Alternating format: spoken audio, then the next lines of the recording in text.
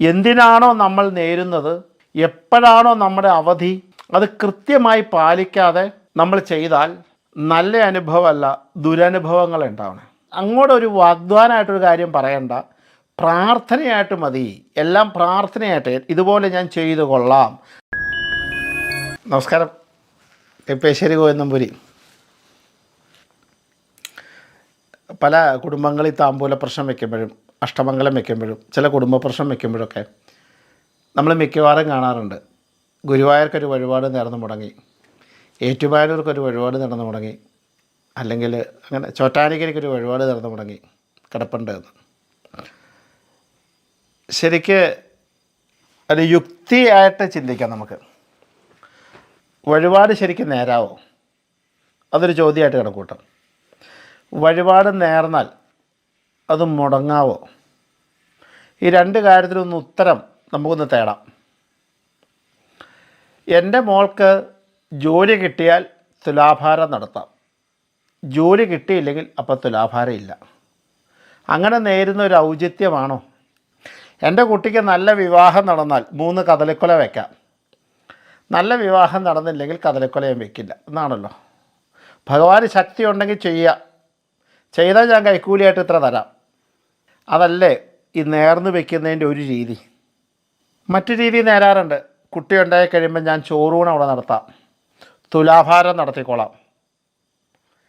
കുട്ടി ഉണ്ടായിക്കഴിഞ്ഞാൽ അത് പറ്റുള്ളൂ, കുട്ടി ഉണ്ടാവുന്നതിന് മുമ്പ് പറ്റാൻ പറ്റില്ലല്ലോ. കല്യാണം കഴിഞ്ഞ് എൻ്റെ മകളെയും മരുമകനെയും കൂടെ അവിടെ തൊഴിയിപ്പിച്ചോളാം, പാൽപ്പായസം കഴിപ്പിച്ചോളാം. അതിനൊക്കെ നമുക്ക് നേരാറുണ്ട്. പക്ഷെ വിവാഹം കഴിഞ്ഞ് കുട്ടിയുണ്ടായി, കുട്ടിയുടെ ചോറൂടും കഴിഞ്ഞിട്ട് പോലും ഈ തൊഴിയിപ്പിക്കൽ നടന്നിട്ടില്ലേ, അവിടെയാണ് ഈ വഴിപാട് മുടങ്ങുക എന്ന് പറഞ്ഞ അവസ്ഥ.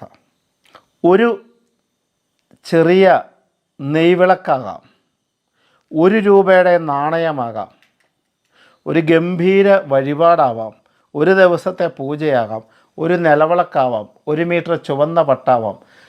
പല കാര്യങ്ങളും നമ്മൾ പലതും നേർന്ന് വെക്കാറുണ്ട്. 2 കാര്യം ഉറപ്പിക്കുക. വഴിപാട് നേരുമ്പോൾ അത് നടന്നാൽ ഞാനിത് ചെയ്യാം എന്ന് പറയണ്ട. ഭഗവാനെ അത് നടത്തണേ, ഞാനിത് ചെയ്യും, നടന്നില്ലെങ്കിലും ചെയ്യണം. അങ്ങനെ ആവണം. ഭഗവാനോട് ഒരിക്കലും മത്സരബുദ്ധിയോടുകൂടി പ്രാർത്ഥിക്കരുത്. അത് ചെയ്താൽ ഞാൻ ഇത് ചെയ്തു തരാം, ഒരു കൈക്കൂലിയായിട്ട് ഭഗവാനെ കാണരുത്.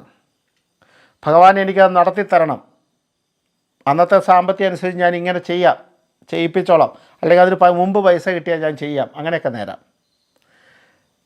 രണ്ടാമത്, വഴിപാട് നേർന്ന് മുടങ്ങുന്ന കഥ. നിങ്ങൾ ഒരു ദിവസത്തെ പൂജ നേർന്നു, ഇപ്പോൾ ഒരു അസുഖത്തിന് ആശുപത്രിയിൽ പോയി, കുഴപ്പമൊന്നുമില്ലാതെ തിരിച്ചു വന്ന ഒരു ദിവസത്തെ പൂജ കഴിക്കാം എന്ന് നേർന്നു എന്ന് വയ്ക്കുക.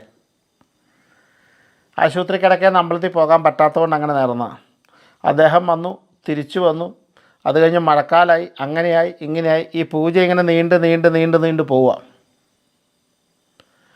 അപ്പോൾ ഈ പൂജ ഭഗവാന് കൊടുക്കാമെന്ന് പറഞ്ഞേക്കണതാണ്. ഈ ബാങ്കിൽ നിന്ന് എടുക്കുന്ന ലോൺ പോലെയാണ്. നിലവിൽ ഭഗവാനൊരു പൂജ നമ്മൾ കൊടുക്കാനുണ്ട് എന്ന് പറഞ്ഞാൽ ഭഗവാന്റെ കടക്കാരനാണ് നമ്മളപ്പം. നമ്മൾ കടക്കാരനായി കഴിയുമ്പോൾ ഭഗവാൻ നമുക്ക് സമൻസ് അയക്കും. ഈ കൊടുക്കാത്ത പ്രശ്നത്തിന് ഇങ്ങോട്ട് സമൻസ് അയക്കും.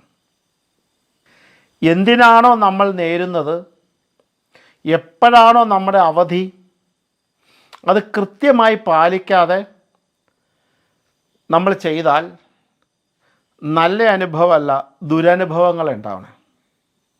നമുക്ക് കാണാം, പല ആൾക്കാരും വളരെ വയസ്സായിട്ട് ഇങ്ങനെ ജീവനുണ്ടോ, ജീവനില്ല, ജീവനുണ്ട്, ജീവനില്ലേ, ജീവനില്ല, ഇങ്ങനെ വിഷമിച്ച് ഭക്ഷണമൊന്നും കഴിയാതെ ഇങ്ങനെ കിടപ്പാ.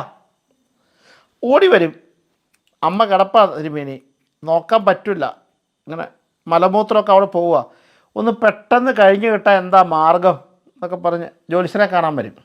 അപ്പോൾ എന്തെങ്കിലും വഴിപാടുകൾ നേർന്ന് മുടങ്ങിയിട്ടുണ്ടോ, എന്തെങ്കിലും ശാപതാപങ്ങളുണ്ടോ, മാറണമെന്ന് പറഞ്ഞ് പരദേവതയ്ക്ക് ഒരു പിടി നാണയം ഒഴിഞ്ഞങ്ങ് വെക്കാൻ പറയും.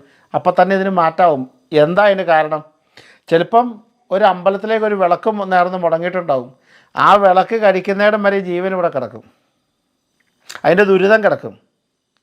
SLCക്ക് നല്ല മാർക്ക് മേടിച്ച് കഴിഞ്ഞാൽ ഞാൻ പട്ട് മേടിച്ച് കൊടുത്തേക്കാം, +2 ആയിട്ടും മേടിച്ചു കൊടുത്തില്ല. പക്ഷേ +2 പൊട്ടിപ്പോവും കൊച്ച്. കാരണം SLCയുടെ കടം കിടക്കുക. പിന്നെ എങ്ങനെ +2 പാസ്സാവണേ? അല്ലെങ്കിൽ ജോലിയിലേക്ക് വരുമ്പോൾ പ്രശ്നമാവും. അപ്പം ഭഗവാനോട് പറയുന്ന അങ്ങോട്ടൊരു വാഗ്ദാനമായിട്ടൊരു കാര്യം പറയണ്ട, പ്രാർത്ഥനയായിട്ട് മതി. എല്ലാം പ്രാർത്ഥനയായിട്ട് ഇതുപോലെ ഞാൻ ചെയ്തു കൊള്ളാം. ആ പ്രാർത്ഥന എപ്പോഴാണോ ആ സംഭവം തീരുന്നത് ആ സമയത്ത് തന്നെ മുടങ്ങാതെ ചെയ്യുക, വെച്ചോണ്ടിരിക്കാൻ പാടില്ല. അപ്പോൾ തിരുമേനി ഞങ്ങളിപ്പോൾ ദുബായിലാണ്, ഞങ്ങൾ എന്ത് ചെയ്യും? നാട്ടിൽ വന്നാലേ വഴിപാട് നടത്താൻ പറ്റുള്ളൂ. കുഴപ്പമില്ല, ഒരു പിടി നാണയം ആ വഴിപാടിലേക്കായിട്ട് പ്രായശ്ചിത്തമായി എടുത്ത് ഒഴിഞ്ഞങ്ങ് വെച്ചോളൂ, നാട്ടിൽ വന്ന് നടത്താമെന്നും പറഞ്ഞ് വന്നു കഴിഞ്ഞാൽ ആ നാണയം നടക്കൽ വെച്ചിട്ട് ഈ വഴിപാട് നടത്തിക്കോളൂ. അപ്പോൾ അടുത്തയാൾ വഴിപാട് നേർന്നു, സത്യമാണ്, മുടങ്ങിപ്പോയി, 3 വർഷമായി, ഇനിയിപ്പോൾ എന്താ ചെയ്യുക തിരുമേനി? അതിനും ഇത് തന്നെ പരിഹാരം. ഒരു പിടി നാണയം പ്രായശ്ചിത്തമായി നടക്കി വയ്ക്കുക, ഭഗവാനെ മാപ്പാക്കണേ, ക്ഷമ ചോദിക്കുക. അദ്ദേഹം ക്ഷമിക്കും. എന്നിട്ടോ അദ്ദേഹത്തോട് പറയാം, ഇങ്ങനെയൊക്കെ അബദ്ധം കൊണ്ടാണ് പറ്റിയത്, ഞാൻ നടത്താൻ പോവുകയാണ് എന്ന് പറഞ്ഞ് നടത്തുക. ഈ ഭഗവാനോട് മാത്രം സംസാരിക്കുമ്പോൾ സൂക്ഷിച്ചു വേണം. നമ്മളിവിടെ ഇരുന്നൊരു കാര്യം പറഞ്ഞാൽ അദ്ദേഹം എവിടെയായാലും കേൾക്കും. അങ്ങനെയാണല്ലോ നമ്മൾ വഴിപാട് നിശ്ചയിക്കണേ. ഇന്നത് ഇപ്പോൾ ഇവിടെ ഇരുന്ന് ചിലപ്പം തിരുവനന്തപുരത്ത് ഇരുന്ന് ഗുരുവായൂർക്ക് വഴിപാട് നിശ്ചയിക്കും, തൃശ്ശൂർ ഇരുന്നുകൊണ്ട് പത്മനാഭസ്വാമിക്ക് വഴിപാട് നിശ്ചയിക്കും. അത് അദ്ദേഹം അവിടെ കേൾക്കുന്നുണ്ടെങ്കിൽ നമ്മൾ പറയുന്ന വാചകങ്ങളും നമ്മൾ ചെയ്യുന്ന വാക്കുകളും ഭഗവാൻ കേൾക്കുന്നുണ്ട്. അതെല്ലാം ഭഗവാൻ കേൾക്കും എന്നൊരു സങ്കല്പത്തിലൂടെയാണ് ഓരോ പ്രാർത്ഥനകളും നാമജപങ്ങളും നമ്മൾ, അല്ലെങ്കിൽ പ്രാർത്ഥനകൾ ഇതുപോലെ നിശ്ചയദാർഢ്യങ്ങൾ എന്ത് ചെയ്യുവാണെങ്കിലും അതുപോലെ ചെയ്യണം. അതുകൊണ്ട് തന്നെയാണ് നമ്മുടെ ആചാര്യന്മാർ, നമ്മുടെ സംസ്കൃതി അതാണല്ലോ. നമ്മുടെ സംസ്കൃതി എന്താ പറയണേ? ഞാൻ എത്രയോ തവണ പറഞ്ഞേക്കണാണ്, നമ്മൾ സംസാരിക്കുന്ന എല്ലാം മന്ത്രങ്ങളാണ്. അതുകൊണ്ട് തന്നെ ഒരു മന്ത്രം ഉപയോഗിക്കുന്ന ഭവ്യതയോടുകൂടിയേ സംസാരിക്കാവുള്ളൂ. അതാണ് ഹിന്ദു സംസ്കൃതി. അതുതന്നെയാണ് നമ്മുടെ മേൽക്കോയ്മയും. ഇത്രയും എന്താ പറയണേ, ആംഗലേയ അധിനിവേശം ഉണ്ടായിട്ടും ഇന്നും നശിക്കാതെ ഇത്രയും കാര്യരുമ്പോടുകൂടി നമ്മുടെ സംസ്കൃതി കൊള്ളുന്ന എന്താ? നമ്മുടെ സംസ്കൃതിയുടെ പവറാണത്, ശക്തിയാണ്, ഓജസ്സാണ്, തേജസ്സാണ്. അപ്പോൾ ഒന്ന് മാത്രം, ഞാൻ അതിലേക്ക് പോകുന്നില്ല, നമ്മുടെ വഴിപാട് വിഷയങ്ങളിൽ പ്രാർത്ഥനാരൂപേണയുള്ള നിശ്ചയം മതി. പറഞ്ഞ സമയത്ത് ചെയ്യുക. ഇതുവരെ മുടങ്ങിയിട്ടുണ്ടെങ്കിൽ പ്രായശ്ചിത്തമായി നാണയനിധി സമർപ്പിച്ച് ആർക്കും ചെയ്യാം.